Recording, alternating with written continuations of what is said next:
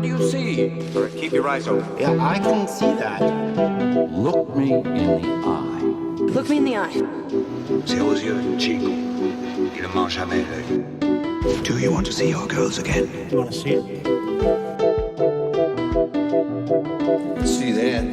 I can see that. De ce que tu peux goûter, de ce que tu peux voir.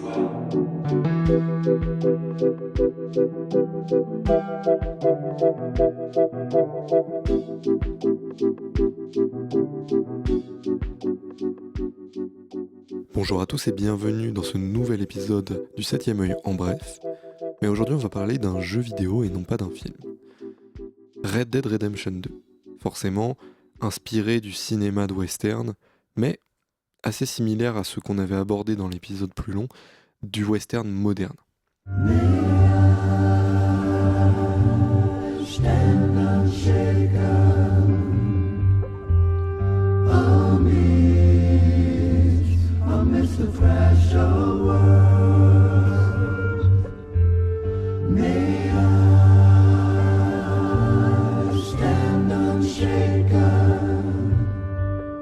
On suit l'histoire de Arthur Morgan, un membre de la bande de Dutch van der Linde.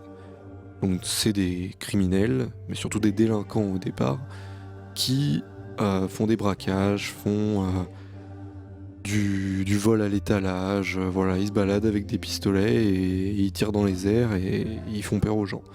Le problème c'est que Micah, qui a rejoint la bande récemment, pervertit un petit peu Dutch, le chef de la bande, pour en faire de plus en plus une bande de criminels. Le but dans ce jeu, c'est de faire en sorte que la bande file droit, presque même qu'elle rentre dans le droit chemin et qu'elle arrête tout ce qui est crime et même délit, puisque la conquête de l'Ouest, c'est terminé. Ils ont fait un coup qui a mal tourné sur Blackwater, qui les force à revenir de plus en plus vers l'Est, et donc c'est le cauchemar pour cette bande de cow-boys. La souffrance du héros dans cette histoire est intéressante, et elle va rebondir sur quelque chose qui me paraissait encore plus intéressant, que j'aborderai plus tard. Ici, le héros souffre forcément, comme on peut s'y attendre, d'opposition morale. On a le choix dans ce jeu de devenir plutôt bon ou plutôt mauvais, mais naturellement, la plupart des gens sont partis vers le côté bon, puisque pourquoi faire le mal pour faire le mal ? C'est là toute la question qui se pose. Donc, naturellement, on va plutôt se diriger vers le bon. Essayer de sauver nos proches, essayer de faire en sorte que la bande devienne plus droite, essayer pourquoi pas même d'aider tout son prochain. Et elle est aussi liée, comme dans The Revenant, à un problème physique, puisque Arthur, au bout d'un moment, tombe malade. Alors, d'une maladie que j'ai plus forcément en tête, mais donc une maladie mortelle, hein, qui ne peut pas être soignée à cette époque. Et à ce moment-là, on a non seulement cette souffrance morale qui était présente depuis le début, voilà, qui empire forcément au fur et à mesure, mais en plus la pression de cette maladie, le fait que le temps nous est compté, au moins si on trouve pas de traitement, parce qu'on sait jamais, le temps nous est compté, il faut absolument qu'on arrive à sauver ce qui a à être sauvé avant que l'heure fatidique n'arrive. Mais c'est là que ça devient intéressant. C'est-à-dire que cette souffrance qui dure pendant des heures et des heures, puisqu'un jeu vidéo, contrairement à un film, va durer 40 fois plus longtemps, 50 fois plus longtemps, ça pourrait plus s'approcher de ce qu'on va ressentir dans une série finalement, mais du coup l'intérêt, c'est la souffrance sur le joueur. Puisque pourquoi parler d'un jeu vidéo ici, si ce n'est pour aborder la relation entre le joueur et le média. Dans un film, étant très passif, ne pouvant pas s'apparenter à un personnage plus qu'à un autre, sauf lorsqu'on retrouve un schéma mental qui nous ressemble beaucoup, ou alors un parcours de vie qui nous ressemble beaucoup.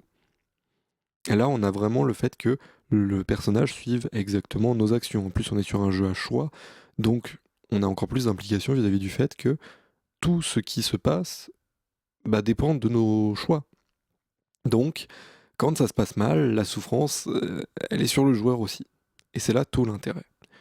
En réalité, on a parlé de la souffrance du personnage principal dans les films, et ici, on peut parler de personnage principal en parlant du joueur. Donc en fait, Ils utilisent plusieurs procédés chez Rockstar pour nous faire ressentir ça. Ce que je disais au départ de conflit moral, c'est le premier procédé. C'est-à-dire que on va essayer de nous mettre en opposition avec des personnages qui sont très très très tranchés sur leurs opinions et d'autres qui le sont beaucoup moins. On va avoir John Marston, qui est en réalité le héros du premier Red Dead Redemption, qui est montré ici comme le gentil. Voilà, c'est vraiment la personne qui est bonne, voilà, qui est vraiment bien intentionnée. Il est en couple, il a un enfant, il n'y a pas de mal en lui. En plus de ça, pour les joueurs du premier jeu, forcément, il y a aussi ce côté où on sait que c'est le gentil. Et ensuite, on a par exemple Micah, qui lui est le mal incarné. On sait même pas pourquoi il est à ce point méchant, mais il est méchant, littéralement.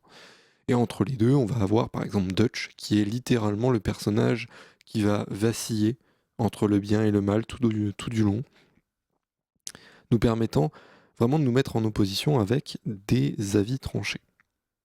Ensuite, par rapport à la souffrance physique du personnage principal, eh bien forcément, on l'incarne, on va vivre toutes ces aventures de son point de vue, donc sa propre mort va nous inquiéter. Enfin, sa propre mort potentielle, bien sûr, sa propre mort qui s'annonce va nous inquiéter. Donc, on va être attaché à ce personnage, mais aussi on va, comme avoir cette incarnation, donc craindre le moment où la mort risque d'arriver. Donc forcément, le moment de course contre la montre que provoque cette maladie nous met en angoisse, nous met dans un état d'inquiétude et d'envie de faire les choses très très vite. D'ailleurs, pour mon expérience personnelle, je dois bien avouer qu'à partir du moment où le personnage a commencé à dépérir, puisqu'on le voit physiquement sur lui que la maladie l'impacte, j'ai commencé à beaucoup moins à participer aux quêtes secondaires, puisque voilà, il y a cette partie scénario subsidiaire et scénario principal. Je me suis vraiment concentré sur l'histoire principale, me disant il faut vite en finir, craignant que le jeu soit intelligent et me dise que si j'ai pris trop de temps, eh ben j'ai pas le temps de finir l'histoire principale. Mais aussi le troisième procédé, c'est surtout, et c'est le plus fort, l'écriture des personnages. On a une écriture qui peut se rapprocher de ce qu'on va retrouver dans une série. C'est-à-dire que un personnage va pas être présenté au début du film d'une manière, puis à la fin du film d'une autre manière, grâce à une évolution constante au fur et à mesure de l'histoire, comme on peut l'avoir voilà, dans un film, ou suivant une bande dans un film, on va avoir forcément des petites actions par-ci par-là qui vont nous montrer que le personnage change et voir un climax final montrant que le personnage a changé. Dans une série, et du coup dans Red Dead Redemption, on a plus des vraies tranches de vie qui vont pouvoir être instaurées puisqu'on a plus de temps. Donc on va pouvoir voir des vrais moments clés de la vie des personnages, ou alors même ne pas assister à ces moments clés et voir l'évolution plus latente derrière. Mais surtout, on n'a pas de climax final disant « et voilà, le personnage aujourd'hui il est comme ça ». Non, pas du tout. En fait, on sait exactement comment est chaque personnage, puisqu'on les voit tous évoluer ou non au fur et à mesure de l'histoire. Et avant même que le jeu ne se termine, que l'histoire ne se termine, on peut déjà dire bah moi mon préféré c'est lui, celui que j'aime le moins c'est lui. Pourquoi ? Parce que avant les 10 dernières heures du jeu, chacun a su montrer qui il était, comment il était, et qu'il n'allait pas nous surprendre. Et ça c'est très intéressant, puisque du coup vis-à-vis de la tâche des personnages, on sait exactement à qui s'attacher, à qui ne pas s'attacher.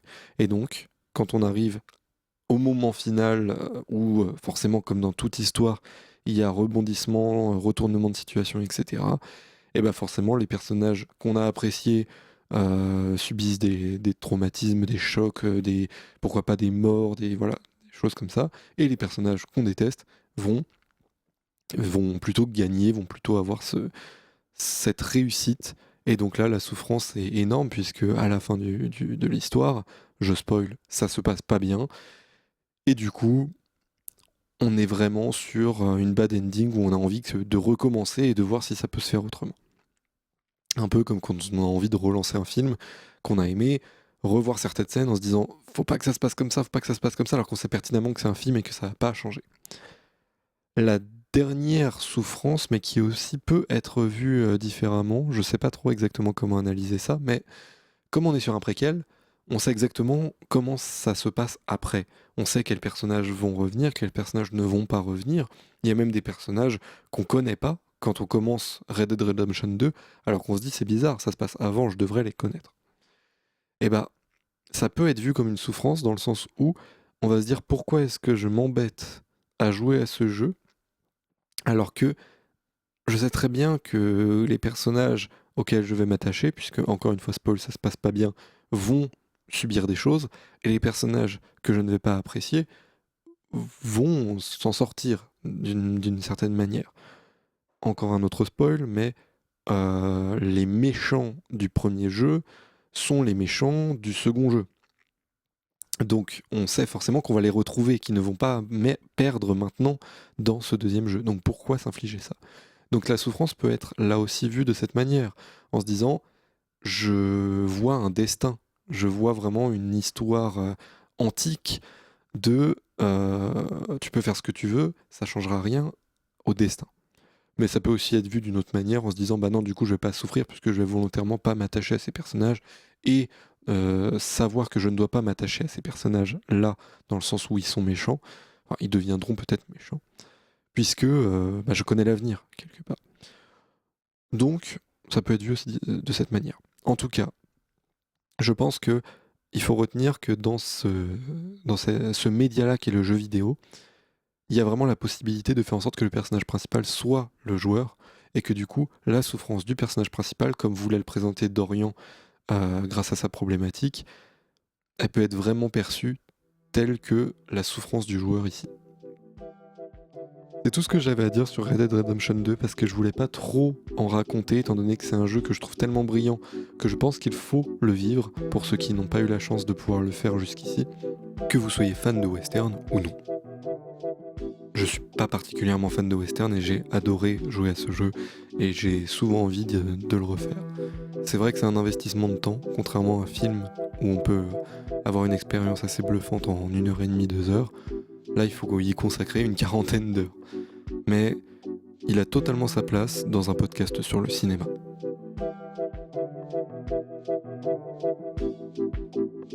Merci de m'avoir écouté, c'était Gauvin du 7ème œil, et à une prochaine fois.